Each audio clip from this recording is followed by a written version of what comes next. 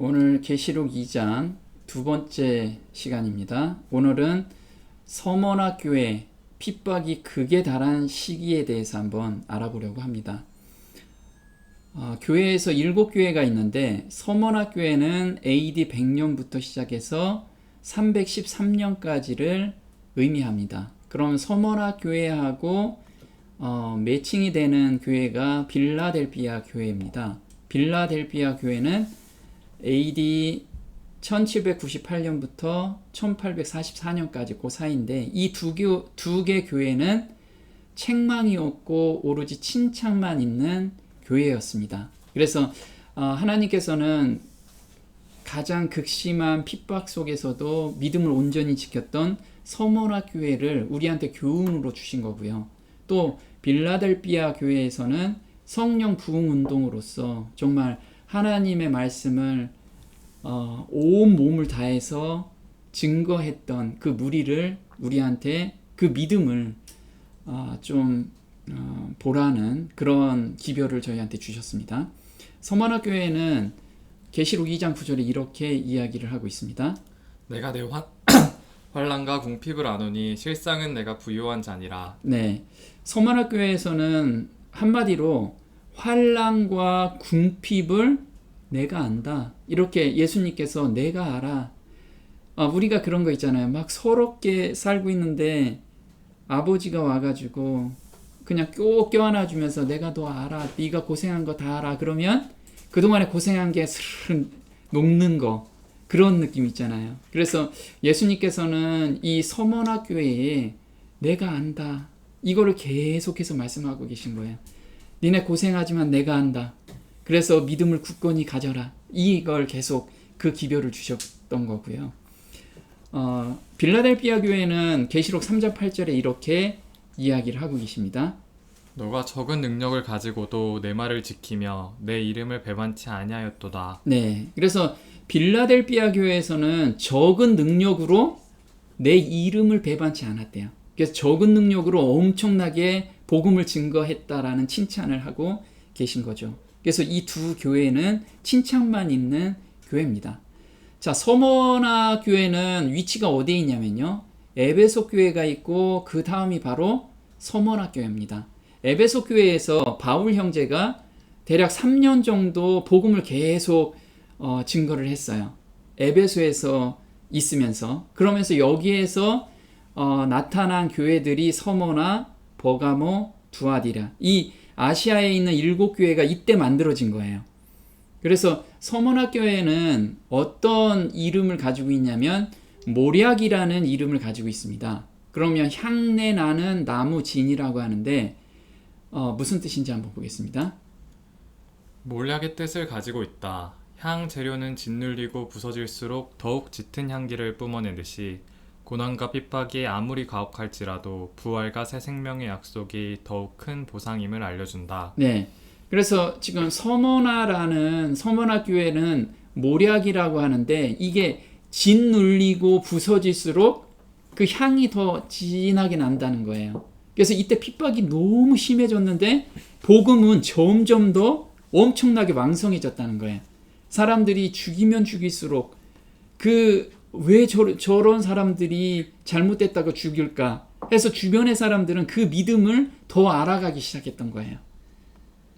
그래서 이게 모략나무입니다. 모략나무에 이렇게 우리가 소나무를 자르면 송진이 나오잖아요. 송진이 나오듯이 모략나무에도 이렇게 자르면 이런 진액이 나와요. 이게 그래서 이렇게 굳어 있는 겁니다. 근데 이거를 이렇게 짓눌리면 여기서 정말 향이 굉장히 좋은 향이 나온다고 합니다. 그래서 서머나 교회는 정말 성도들이 짓이기고 짓눌리는 그런 시기라고 저희가 이렇게 이름을 붙인 거죠.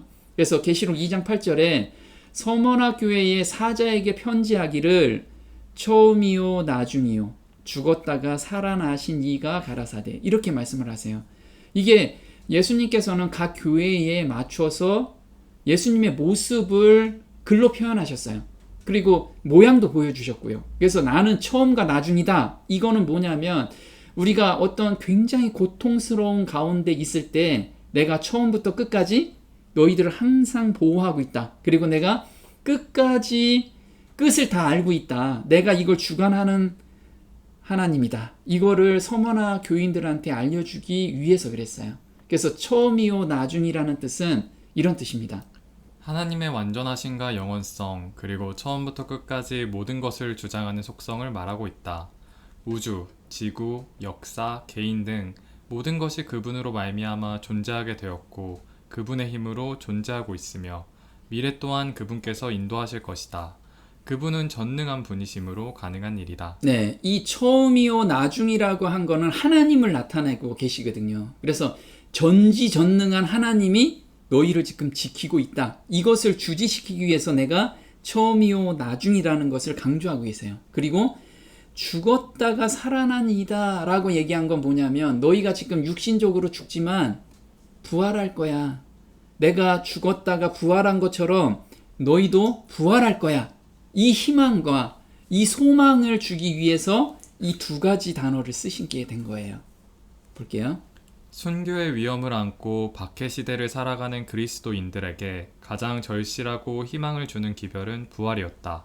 부활하신 예수는 순교자들에게 부활의 소망을 일깨워주는 가장 강력하고 확실한 메시지였다. 네, 그래서 죽음이 앞에 온다면 담대하게 맞이하라. 그거는 잠시 잠깐 일어난 일이고 너희들은 부활하여 내가 그 상을 줄 거다. 이걸 지금 계속해서 서문학교의 교인들한테 이야기를 하고 있어요. 근데 마지막 교회의 교인들한테도 이걸 똑같이 지금 이야기를 해주고 계십니다.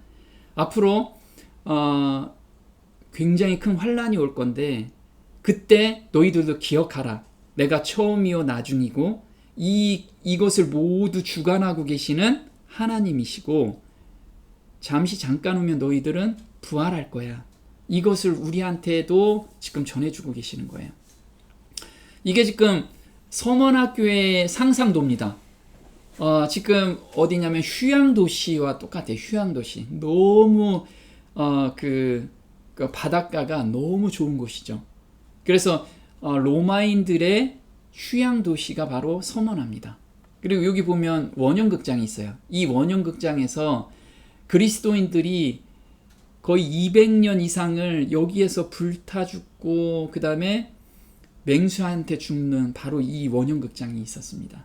그래서 이 도시가 너무 발달된 도시였죠. 한번 볼게요. 서머나는 무역과 상업의 중심지가 됐고 로마에 점령된 뒤에는 로마 귀족을 위한 휴양지로 더욱 개발됐다. 로마 귀족이 도시 경제에 막대한 영향을 미쳤으므로 서머나는 로마 황제 숭배의 열광적인 도시였다. 네, 그래서 서머나 교회는 무역과 상업의 중심지였어요. 그래서 저기 배로 들어와서 상업이 굉장히 활성화된 그런 도시인데 도시가 너무 아름다웠기 때문에 로마인들이 여기서 휴양을 보내는 대표적인 도시였습니다. 그러다 보니까 로마 황제 숭배를 의무적으로 가장 발달된 도시이기도 합니다. 또 한번 볼게요. 이곳에는 많은 유대인이 살면서 상권을 쥐고 있었다. 이들은 로마로부터 유대교를 인정받기 위해 기독교를 희생양으로 삼았다. 예수를 믿는 유대인들은 황제에 대한 반역이라고 고발했고 상인 길드에서 축출시켰다. 기독교 예배의 성찬을 사람의 고기를 먹는 행위라고 왜곡하고 마지막 때 불심판이 있다는 기독교의 가르침에 대해서는 로마의 반란을 일으키기 위해 방화를 준비한다고 유언비어를 퍼뜨리며 끊임없이 교회를 핍박했다. 네, 여기에서 유대인들은 상권을 쥐고 있었어요. 그러다 보니까 로마인들한테 잘 보여야 되잖아요. 그래서 기독교를 희생양으로 삼았던 거예요. 그래서 우리가 성찬 예식은 예수님께서 내 살과 내 피다라고 했는데 그거를 사람 고기를 먹는 그런 행위라고 소문을 낸 거예요. 그러니까 그 로마인들은 완전히 기독교인이라고 하면 야만인으로서 생각을 한 거죠. 그래서 막 죽이는데 거리낌이 없이 죽이기 시작했던 거예요. 그래서 계시록 2장 9절에는 자칭 유대인이라 하는 자들의 회방도 안 오니 실상은 유대인이 아니요 사단의 회라. 그래서 오히려 유대인들이 기독교인들을 더 핍박하고 더 고발을 해서 더 죽게 만들었던 거예요. 그래서 이 말이 쓰여진 거죠. 그리고 여기 황제 동상이 있습니다. 이 황제 동상에 1년에 한 번씩 의무적으로 사람들은 여기에서 예배를 드려야 돼요. 경배의 표시를 했어야만 합니다. 한번 볼게요. 서머나는 황제 숭배의 중심지가 됐다. 1세기 말 이후로는 황제 숭배가 모든 국민들에게 강제사항이 되었다. 충성을 표하는 행동으로 1년에 한 번씩 모든 시민은 신전에 가서 황제의 조상 앞에 향을 사르고 가인은 주님이다 라고 선언하는 것이 모든 시민의 의무였다. 네, 그래서 1년에 한 번씩 가이사는 주님이다 이거를 이야기하고 거기서 향을 펴놓고 절을 해야 됐어요. 그러면은 그 절한 증을 줬어요. 그 증을 줬는데 그 증이 없으면 시민권이 박탈된 거예요. 시민권이 없는 거예요. 그럼 우리나라에 하면은 불법 체류자가 돼버린 거예요. 불법 체류자. 그래서 그동안에 사업한 걸 몽땅 잃어버리는 거예요. 사업도 할 수 없지. 그 다음에 직장에 다닐 수도 없는 거예요. 그래서 기독교를 믿으면서 예수님과 하나님을 우리가 믿는다고 하는데 눈 딱 감고 여기에서 절한 사람도 많이 있었다는 거죠. 근데 정말 신앙인이라고 하면 이걸 하지 않았던 거예요. 그러니까 생계가 다 끊겼던 게 된 거죠. 한번 볼게요. 그렇게 하는 사람들만이 생계를 위한 직업이나 사업을 할 수 있는 면허증을 받을 수 있었다. 이 의무사항을 따르기를 거절하는 자들은 핍박을 당하거나 죽음을 당하게 되었다. 그들은 황제 숭배나 이교의 종교 예식에 참여하지 않았기 때문에 법적 신분을 상실할 뿐만 아니라 픽박을 당했고 심지어는 순교까지도 당하였다. 네. 그래서 핍박뿐만 아니고 순교까지 당한 그런 일들이 발생이 되는데 이게 앞으로도 발생될 거라는 거예요. 그래서 계시록 13장에 표를 받지 않은 자는 누구나 다 죽이게 하더라. 그리고 사고팔지를 못하게 하더라. 이게 바로 이때 그림자인 거죠. 그래서 우리한테 더 크게 오게 될 거예요, 이게. 그래서 로마가 기독교를 박해했는데 그게 10대 박해가 있습니다. 가장 박해가 심했던 10가지가 있습니다. 10가지. 이게 네로부터 시작해서 디오클레티아누스까지인데 이 중에 서머나 교회가 해당되는 게 8개나 돼요. 그러니까 로마 시대의 가장 큰 박해 중에서 10가지를 뽑았는데 그 중에 8가지가 이 서머나 교회에 있었던 거예요. 그래서 보면 3번째부터 10번째까지가 박해가 엄청 심했던 거예요. 그 중에 대표적인 게 4번째 박해에는 이런 박해를 했습니다. 황제 신상과 여러 신상을 세우고 경배 강요. 기독교인을 보호하는 사람까지도 함께 처벌. 네, 하드리아누스 시절 이게 AD 117년부터 138년까지 황제 신상과 다른 여러 신상을 세워놓고 강제로 경배를 시킨 거예요. 근데 기독교인은 그거 경배할 수가 없잖아요. 그래서 몰래 친척 집에 도망가거나 아니면 친구 집에 들어가 있는데 그렇게 보호해주는 사람도 잡아다가 다 사형을 시키거나 이렇게 동물의 밥으로 시킨 거죠. 또 5번째는 역병, 흉년, 가문 등 모든 죄를 기독교인 탓으로 돌려 박해를 시작했어요. 그래서 시체를 굶주린 개들의 먹이로 주는 아주 심한 박해가 있었던 거죠. 그래서 기독교인이라고 하면은 다들 연병 걸린 사람처럼 취급이 된 거예요. 그래서 이 원흉이 역병이나 흉년 같은 가뭄은 다 기독교인 탓이다 이렇게 돌린 거예요. 근데 이게 마지막 때도 기독교인들한테 이렇게 돌릴 거라는 것을 미리 예견하고 있는 거예요. 앞으로 기독교 신앙을 지키는 사람들한테는 이런 누명이 쓰여지게 될 거예요. 그리고 8번째는 데키우스라고 하는데 이 황제 때는 칙령을 내려 로마 제국 전역으로 박해를 했어요. 그 전까지는 조금 소소한 지역별로 했는데 이때 전 지역에서 하기 때문에 엄청난 순교자와 그 다음에 배교자도 굉장히 많이 나온 시기예요. 이때가 도저히 못 살겠다. 나 그냥 황제 숭상할 거야. 이런 사람들도 많이 나왔다는 거예요. 그리고 9번째는 기독교인들의 집회를 금지하고 토지와 재산을 몰수했어요. 그러면 그냥 하나님 예수님을 믿는다고 하면 그 자리에서 집도 다 뺏기고 토지도 다 뺏긴 거예요. 재산을 그냥 그 말 한마디에 그냥 다 뺏기고 바로 감옥에 가는 그런 시점이 된 거죠. 그리고 가장 큰 박해가 있었던 것이 바로 디오클레티아누스 황제 시절이에요. 이게 딱 10년 된 거거든요. 303년부터 313년까지. 이때는 기독교인의 모든 권리를 박탈했어요. 그리고 최악의 박해 시점이죠. 교회 건물은 다 파괴시키고 성경은 소각시키고 예배 금지시켰고 그 다음에 기독교인 공직에서 무조건 다 추방시킨 거예요.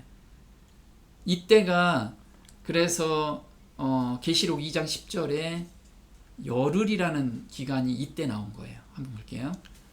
너가 장차 받을 고난을 두려워 말라. 볼지어다 마귀가 장차 너희 가운데서 몇 사람을 옥에 던져 시험을 받게 하리니 너희가 10일 동안 환난을 받으리라. 너가 죽도록 충성하라. 그리하면 내가 생명의 면류관을 내게 주리라. 네, 그래서 계시록 2장 10절에는 10일 동안 환난을 받는데요. 가장 큰 환난을 받는 게 바로 303년부터 313년. 우리가 예언으로 보면 10이라는 숫자가 40일에 하루를 1년으로 환산한다. 그래서 하루를 1년으로 환산하기 때문에 10일이면 10년이라는 거예요. 에스겔서 4장 6절에는 내게 40일로 정하였나니 이리를 1년으로 한다라고 이렇게 이야기한 것처럼 그래서 10일 동안 엄청난 핍박이 있었던 거죠. 이때 핍박이 엄청 심했는데도 기독교가 엄청나게 부흥이 되니까 콘스탄틴 황제가 밀라노 칙령을 낸 거예요. 도저히 이 친구들 그냥 죽여서는 안 되겠구나. 그래서 정책을 유화 정책을 핀 거죠. 자, 시험을 받게 하리니 그럼 이 시험이 어떤 시험인지 한번 볼게요. 검사를 받다. 사단은 그들에게 믿음을 버리도록 설복시키려고 박해를 강요할 것이다. 하나님은 그들의 믿음의 진실성을 강하게 하고 입증하는 수단으로 박해를 허락하실 것이다. 비록 사단이 교회에 대하여 분노할지라도 하나님의 손은 목적을 이루신다. 네, 사단은 이런 내부적 외부적 핍박으로 믿음을 버리게 강요를 하는데 하나님께서는 그들의 믿음의 진실성을 강하게 하고 입증하는 수단으로 박해를 허락하신다는 거예요. 앞으로 우리한테 물론 지금도 각자한테는 어떤 자기만의 십자가들이 있어요. 그걸 하나님께서 허락하신 이유, 하나님은 전지전능하시기 때문에 허락 안 하실 수도 있어요. 근데 허락하신 이유는 바로 이렇게 우리의 믿음을 입증하는 수단이라는 거예요. 그래서 우리는 그걸 알고서 정말 감사함으로 그걸 받고 믿음에 흔들리지 않아야 된다는 거죠. 자, 두려워 말라라는 뜻은 어떤 거냐면 그들은 앞으로 올 핍박에 대해서 두려워했다.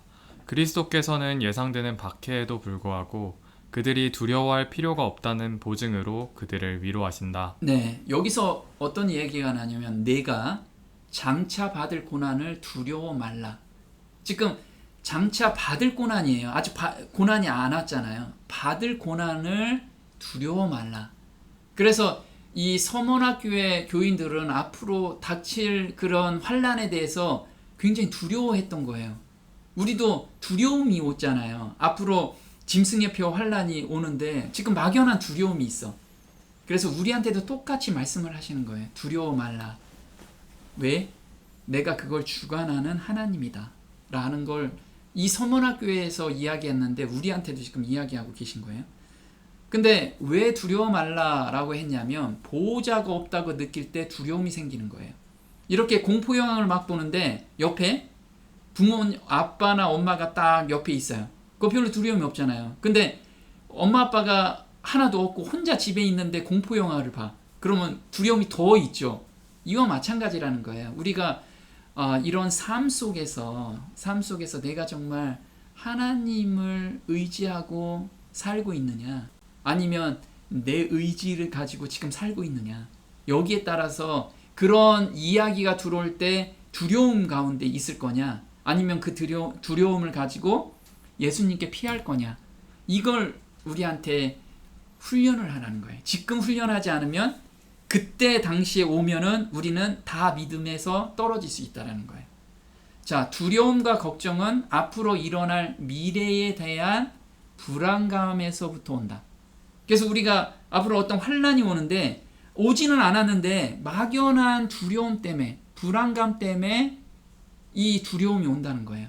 이 미래를 주관하시는 분이 하나님이시고 그 하나님이 나의 아버지라는 믿음을 가지고 있다면 두려움에서 벗어날 수 있다. 이걸 우리가 훈련을 해야 되는 거예요. 매일의 삶 속에서. 한번 볼게요. 그분께서는 교회의 정결, 교회의 현재와 영원한 유익을 위하여 반드시 필요한 것 외에는 어떤 고난도 교회에 들어오도록 허용하지 않으신다. 네, 여기서 보면 교회의 정결, 교회의 현재와 영원한 유익 외에는 이렇게 고난을 허락하지 않으신대요. 그럼 고난을 허락했다면 우리 자신도 정결하게 하시기 위해서 허락하신 거라는 거예요. 그걸 우리의 유익을 위해서 허락하신 걸 우리는 알고서 맞이하자는 거예요. 또 볼게요. 그분께서는 지상 봉사의 처음과 마지막에 성전을 정결케 하신 것처럼 당신의 교회를 정결케 하실 것이다. 그분께서 시험과 시련을 통하여 교회에 가져다 주시는 모든 것은 그분의 백성들이 더 깊은 경건과 더 큰 힘을 얻어서 십자가의 승리를 세상 모든 곳으로 전하게 하기 위함이다. 네, 그래서 지금 하나님의 목적인 거예요. 이런 시험과 시련은 나만 당하는 게 아니고 세상 사람들도 당하고 있어요. 그런데 여기에서 하나님 은혜로 이걸 극복하는, 승리하는 경험을 그런 사람들한테 전해주라는 거예요. 그 목적으로 우리한테 또 이런 고난과 시험을 허락하신다는 거죠. 자, 두려움이 있다면 두려움을 극복하는 훈련을 오늘 해야 된다는 거예요. 지금 종이 비행기를 날리고 있어요. 뭐를 날려요? 두려움을 날려야 된다는 거예요. 두려움을. 우리한테 사단은 항상 두려움을 주는데 두려움을 버려야 돼요. 그걸 하나님께서 이렇게, 예수님께서 말씀을 하십니다. 여러분의 모든 근심 걱정을 하나님께 맡기십시오. 늘 여러분의 생각으로 가득 차 있는 하나님께서 여러분에게 일어나는 일을 일일이 보살펴 주실 것입니다. 여러분의 최대의 적인 사단의 공격에 대비하여 정신을 차리고 경계하십시오. 사단은 배가 고파서 울어대는 사나운 사자처럼 찢어 삼킬 먹이를 찾아다니고 있습니다. 네, 사단한테 틈을 주는 것이 바로 두려움이라는 거예요. 걱정과 근심. 걱정, 근심, 두려움. 그래서 우리가 사단이 그걸 탁 던져줬을 때 내가 그걸 품게 되면 드디어 사단이 내 마음속에 딱 자리 잡게 된다는 거예요. 이걸 정신 차리라는 거예요. 이건 사단이 준 거라고. 그래서 그런 근심과 걱정, 두려움이 온다면 하나님께 맡기십시오. 맡기다, 이걸 원어로 보면 계속해서 하나님께 던져버리라, 이런 뜻이에요. 그래서 근심 걱정이 사단한테서 오게, 사단이 우리한테 계속 던지거든요. 그럼 던지면 우리는 하나님께 토스하면 돼요. 내가 안으면은 사단이 들어오는 거고, 그걸 하나님께 맡기는 거죠. 하나님, 저 이런 두려움과 걱정이 제 마음에 자리 잡으려고 합니다. 이 마음 드립니다. 그럼 하나님께서 그 마음 받으시고 우리한테 평안함을 주신다는 거예요. 또 볼게요. 걱정에 쌓여 지내지 말고 무슨 일에 있어서든지 기도하십시오. 필요할 것을 하나님께 아뢰고 여러분의 기도에 응답해 주시는 하나님께 감사드리는 일을 잊지 마십시오. 그러면 여러분은 인간의 이해를 훨씬 더 초월한 하나님의 평화를 경험하게 될 것입니다. 여러분이 그리스도 예수를 의지할 때 하나님의 평화가 여러분의 생각과 마음을 안정시키며 안식을 줄 것입니다. 네, 지금 보면 걱정에 쌓여 지내지 말고 이렇게 나왔어요. 걱정에 쌓이다. 이게 어떤 거냐면 원어로는 금지를 나타내는 현재 명령법으로 염려를 중단하라. 지금 예수님께서 염려를 중단하라고 저희한테 명령하고 계세요. 왜요? 우리가 염려를 자꾸만 하려고 해. 그래서 우리 대장께서 차렷 하면은 모두 차렷 하잖아요. 그 명령을 내리신 거예요. 염려를 중단하라. 이렇게. 그래서 걱정에 쌓여 지내지 말고 이걸 원어로 염려를 중단하라. 무슨 일에 있어서든지 기도해라. 그때 기도해라. 필요할 것을 하나님께 아뢰고 여러분의 기도에 응답해 주실 하나님이 아니고 응답해 주신 하나님께 감사를 드리라는 거예요. 그러면 마음의 평안함으로 하나님께서 우리 마음을 채워주신다는 거. 근데 이게 서머나 교회 교인들이 매일의 삶 속에서 이 훈련을 한 교인들이었어요. 그래서 우리가 그때 되면 내가 할 수 있겠지. 절대 그럴 수 없다라는 거예요. 훈련을 받지 않은 성도들은 실제로 그런 상황이 오면 다 무너지게 돼 있어요. 그래서 오늘 이 훈련을 하지 않는 사람은 우리가 환난했을 수 없다라는 거예요. 자, 이 서머나 교회에서 가장 대표적인 장로가 누구였냐면 폴리캅이라고 합니다. 폴리캅. 이 폴리캅 장로가 순교했는데요. 이 순교 장면이 너무 은혜가 돼서 이 순교 장면을 보고 쓴 사람들이 그걸 다 교회한테 회람을 했어요. 그 폴리캅이 죽을 때 어떤 이야기를 했고 어떤 믿음을 가지고 죽었는지를. 그래서 사람들이 이 편지를 보고 나서 믿음을 더 굳건히 잡을 수 있었던 거예요. 한번 볼게요.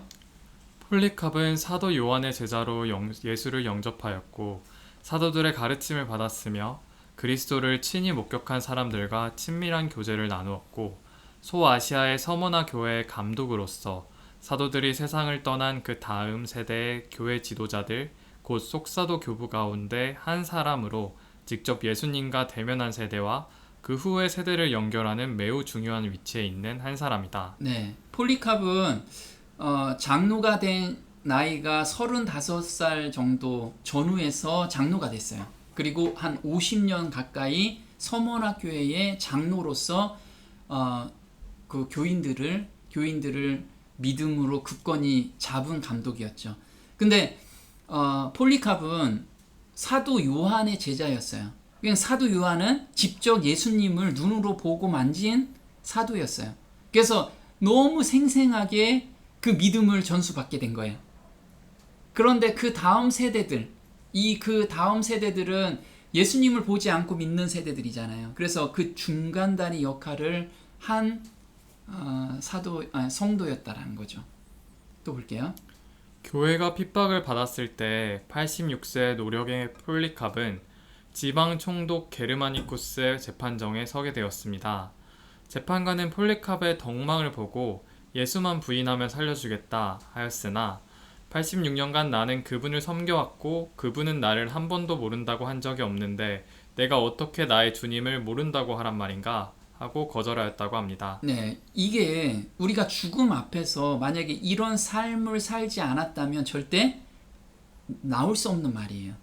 예수님께서 나하고 매일 함께 하시는, 내가 지금 내 삶 속에서 내주하는 우리 예수님, 내 안에 있는 예수님과 매일같이 내가 기도하면서 내가 어렵고 기쁜 일 매일 예수님하고 대화를 하고 살고 있느냐.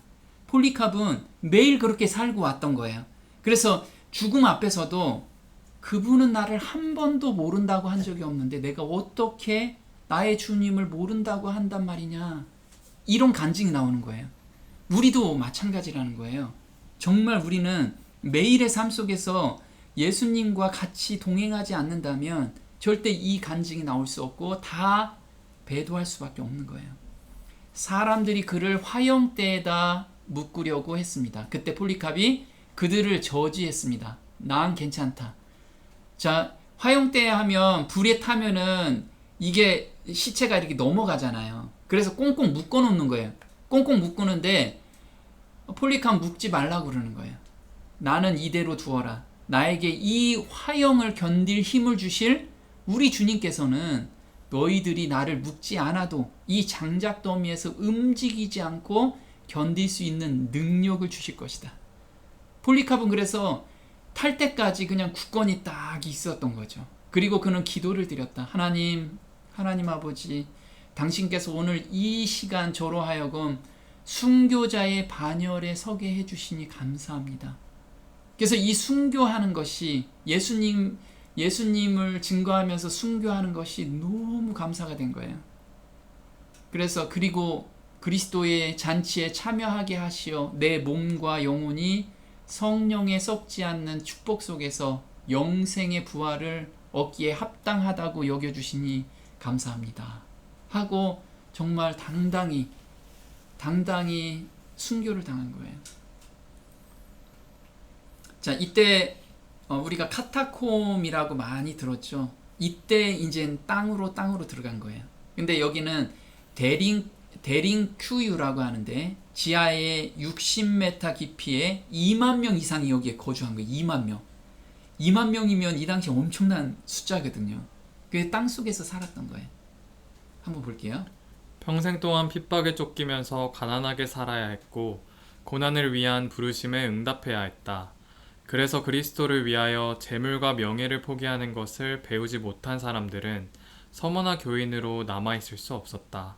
가난과 핍박은 서머나 교회를 순결하게 정화시키는 작용을 했다. 네, 이때 서머나 교회에서는 정말 그리스도 예수님을 믿는다고 하는 것은 재물과 명예 모든 것을 포기하는 것. 내가 이걸 포기 못하게 된다면 그리스도인으로서 버틸 수가 없는 그런 시기였다는 거죠. 그래서 이렇게 땅 속에서 가족이 예배드리고 여기서 생활을 하는 모습입니다. 그래서 예수님께서 내가 안다 이걸 계속 얘기하는 거예요. 내가 내 환난과 궁핍을 아노니 실상은 내가 부요한 자니라. 그럼 부요한 게 뭐가 부요하냐? 계시록 3장에는 부요하지 않은 사람들이 있어요. 그래서 부요하다라는 것은 이걸 부요하다라고 한 거죠. 한번 보겠습니다. 나는 부자라 부요하여 부족한 것이 없다 하나 내가 너를 권하노니 내게서 불로 연단한 금을 사서 부요하게 하고 흰 옷을 사서 입어 벌거벗은 수치를 보이지 않게 하고 안약을 사서 눈에 발라보게 하라. 네, 여기서 부요하다라는 것은 불로 연단한 금이라는 거죠. 그러면은 사랑과 믿음이라는 거죠. 사랑으로 역사하는 믿음을 가지고 있었어요. 그래서 그 굴 속에 2만 명이 살았지만 다툼이 없었던 거예요. 불편하지만 서로 도와주고 서로 믿음을 지키기 위해서 서로 도와주는 그런 분위기에서 2만 명이 살았던 거예요. 그게 불로 연단한 믿음을 가지고 있었던 거고요. 믿음으로 말미암는 흰 옷을 입고 있었고요. 그 다음에 진리를 분별하는 안약을 사서 그 눈을 가지고 있었어요. 이게 부요한 자라는 거예요. 부요한 자. 그래서 야고보서 2장 5절에는 부요한 자라고 이렇게 이야기합니다. 내 사랑하는 형제들아 들을지어다. 하나님의 세상에 대하여는 가난한 자를 택하사 믿음에 부요하게 하시고 또 자기를 사랑하는 자들에게 약속하신 나라를 유업으로 받게 아니하셨느냐. 네, 그래서 가난한 자를 택하사 믿음에 부요하게 하셨고 그래서 약속하신 나라를 유업으로 받게 하셨대요. 그 유업을 생각하면서 정말 이 고난을 다 견뎌냈던 성도들인 거죠. 자, 서머나 시대에 배교의 원인이 있었어요. 사람들이 서머나 교회 안에서도 조금 있다가 다 배교한 사람들이 꽤 많았던 거죠. 왜 그러냐면 믿음을 선택하면 기적과 이적이 있을 거라는 잘못된 믿음을 가지고 있었어요. 이건 뭐냐면 내가 예수님을 믿으면 내 삶 속에서 그래도 조금 나중에 부도 좀 생기고 아니면 좀 평안하게 살 수 있겠다 이런 생각을 했던 거예요. 그런 잘못된 믿음 때문에 배교가 일어나기 시작한 거죠. 그리스도인은 가난에 대하여 잘 이해해야만 한다. 굶주린 엘리야를 먹였던 까마귀가 나타나지 않을 수 있다. 5,000명을 먹이셨던 예수님의 기적이 나타나지 않을 수도 있다. 안진뱅이를 일으키셨던 기적이 나타나지 않을 수 있다. 서머나 교회 시대에 기적을 기대하는 마음으로 예수 그리스도의 발자취를 쫓았던 사람들은 크게 실망했다. 네. 그래서 우리도 이걸 지금 교훈으로 주고 있어요. 내가 예수님을 믿는다면 좀 편하게 살거나 아니면 어떤 금전적으로도 예수님을 믿으면 예수님이 좀 그래도 평안하게 살겠지, 이렇게 기대하면서 믿으면 그 믿음에서 흔들릴 수 있다라는 거예요. 우리는 예수님이 좋아서 예수님을 따라가는 그런 믿음으로 가야 된다는 거죠. 또 볼게요. 그리스도인은 하나님의 진리를 받아들이기로 결심할 때 가난이 내 인생을 따라다닐 수 있다는 사실을 인식해야 한다. 가난을 기대하고 진리를 선택하면 마음에 평안이 있다. 왜냐하면 날마다 초조한 마음으로 기적을 기다릴 필요가 없기 때문이다. 우리가 이런 심령으로 하나님의 말씀을 받아들이면 하나님께서 직접 우리의 인생을 책임지실 것이다. 네. 그래서 우리는 하나님만 선택하는 거예요. 그러면 하나님께서 나를 부유하게 해주실 수도 있고 가난하게도 하실 수 있고, 그렇지만 그 외형적인 거는 나와 무슨 상관이냐 이거죠. 그 믿음 가운데서 가난하게도 할 수 있고 부유하게도 할 수 있는데, 하나님께서 가장 좋은 환경으로 나를 이끄시고 나를 놓았다는 그 믿음 가운데 우리가 살아야 된다는 거예요. 자, 핍박과 배교는 누적되는데 이게 마지막 교회는 모두 겪게 될 일이에요. 그래서 에베소 교회에서 겪었던 일, 서머나 교회에서 핍박, 그 다음에 버가모 교회에서 진리의 배교, 두아디라 교회, 사대 교회, 빌라델비아 교회, 라오디게아 교회에서 이 모든 것을 경험하게 될 거예요. 이게 마지막 교회 우리한테. 한번 볼게요. 이는 그때 큰 환란이 있겠음이라. 창세로부터 지금까지 이런 환란이 없었고 후에도 없으리라.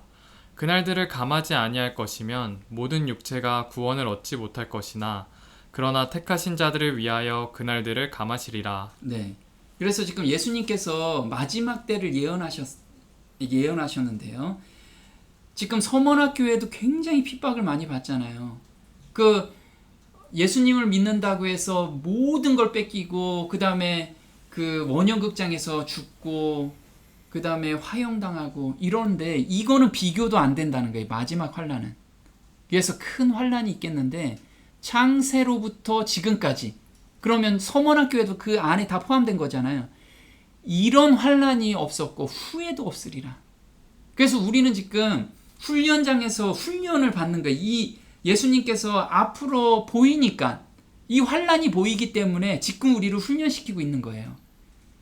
그래서 그 훈련장에서 우리가 힘들어, 이렇게 맞이하면 안 된다는 거예요. 감사함으로 우리는 맞이해야 된다는 거예요. 감사함으로. 그래서 약속이 또 교회가 진행되면서 약속을 더 많이 주세요. 왜냐하면 믿음을 지키라는 거죠. 그래서 에베소 교회는 한 가지 약속만 주셨어요. 생명나무를 얻는다. 근데 서머나 교회는 두 가지 약속을 주셨어요. 생명의 면류관과 둘째 사망을 면하게 해주겠다. 버가모 교회는 세 가지 약속을 주셨습니다. 감춰졌던 만나를 받고 힌도를 받고 새 이름으로 일컬어짐을 약속하셨어요. 그러면 두아디라 교회는 몇 가지? 네 가지 약속을 주셨어요. 네 가지 약속. 그 다음에 사대 교회는 5가지 약속을 주셨어요. 그래서 흰 옷을 입고 예수님과 함께 다니고 이름이 생명책에서 흐려지지 않고 그 이름을 아버지 앞에서 시인하고 또 천사들 앞에서 시인하겠다. 이게 5가지 약속을 주셨고요. 빌라델비아 교회에서는 6가지 약속을 주셨어요. 시험의 때를 면하게 해주겠다.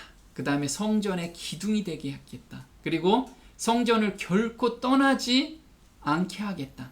하나님의 이름과 새 예루살렘의 이름과 예수님의 새 이름이 그들 위에 기록될 거다.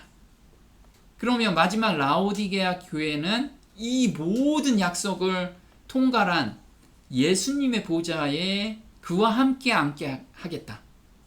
그래서 왕자가 되면 다른 게 다 필요 없잖아요. 신하가 되면 뭐 집도 주고 돈도 주면은 감사하겠는데, 왕자가 되면 나라를 얻는 거잖아.